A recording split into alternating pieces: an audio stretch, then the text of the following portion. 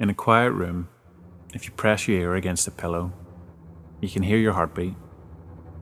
As a kid, this muffled, rhythmic beat sounded like footsteps on a carpeted floor. And so, as a kid, almost every night, just as I was about to drop off to sleep, I'd hear these footsteps and I'd be ripped back to my consciousness, absolutely terrified. For my entire childhood, I lived with my mother in a fairly nice neighbourhood. It was in a bit of a transitional phase. People of lower economic means were gradually moving in, and my mum and I were two of these kinds of people. We lived in that kind of house that you'd see being transported in a couple of bits on the motorway and backing onto a road somewhere. But you know what, my mum took care of it. She took care of me. There were quite a lot of woods surrounding the neighbourhood that I'd play in and explore about during the day, but at night, as often things do to a kid, they took on a bit more of a sinister feeling. This coupled with the fact that due to the nature of our house, there's this fairly large crawl space underneath that filled my mind with imaginary monsters and inescapable scenarios which would just consume my thoughts when I was awoken by the footsteps. I told my mum about the footsteps and she told me that I was just imagining things. I persisted enough that she blasted my ears with water from a turkey baster once just to try to get me to shut up. She thought that would help. Of course it didn't. Despite all the creepiness in the footsteps, the only weird thing that ever happened was that every now and then I'd wake up on the bottom bunk, despite having gone to sleep on the top bunk. It wasn't really weird since I'd have to sometimes get up to go to the toilet or something or get a drink and could just remember going back to sleep on the bottom bunk. It had happened once or twice a week, but it wasn't too bad. But one night, I didn't wake up on the bottom bunk. I'd heard the footsteps, but I was kind of too far gone to be woken up by them. And when I was awoken, it wasn't from the sound of footsteps or from a nightmare. It was because I was cold. I was really cold. And when I opened my eyes, I saw stars. I was in the woods. I sat up immediately and I tried to figure out what was going on. I thought I was dreaming, but it just didn't seem right. Mind you, neither did me being in the woods.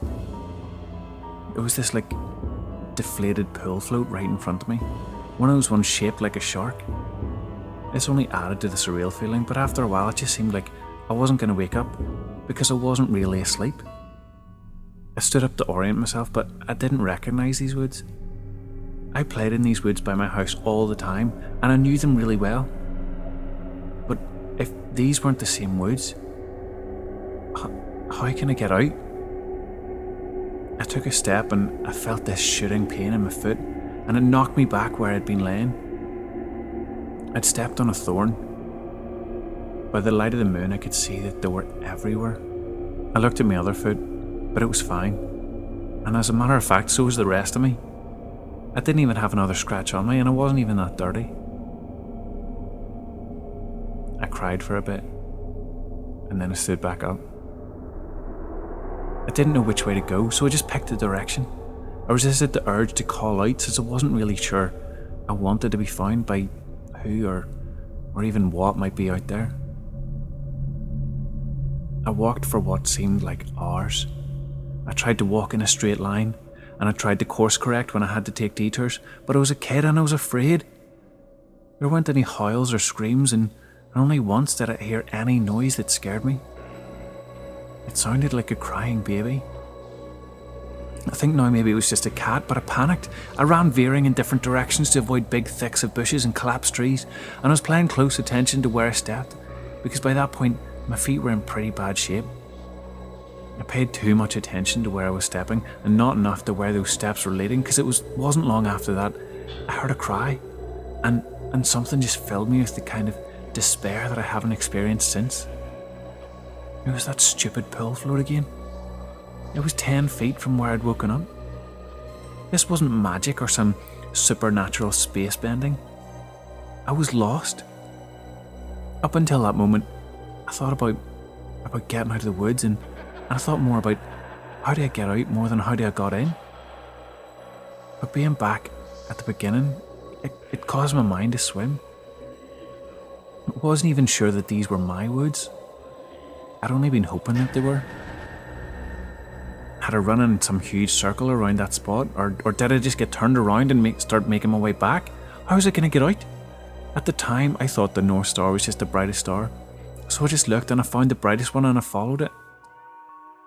Eventually things started to look a bit more familiar, and whenever I saw this ditch, I kind of recognised it and I thought I'd made it out. By that point I was walking really slowly because my feet hurt so much, but I was just so happy to be close to home that I broke into a light jog. When I actually saw the roof of my house over a neighbouring house just nearby, I let out a light sob and I ran faster. I just wanted to be home. I'd already decided that I wouldn't say anything to my mum because I had no idea what I possibly could say. I'd just get back into the house somehow, I'd clean up and I'd get in my bed. My heart sank as I rounded the corner and my house came fully into view.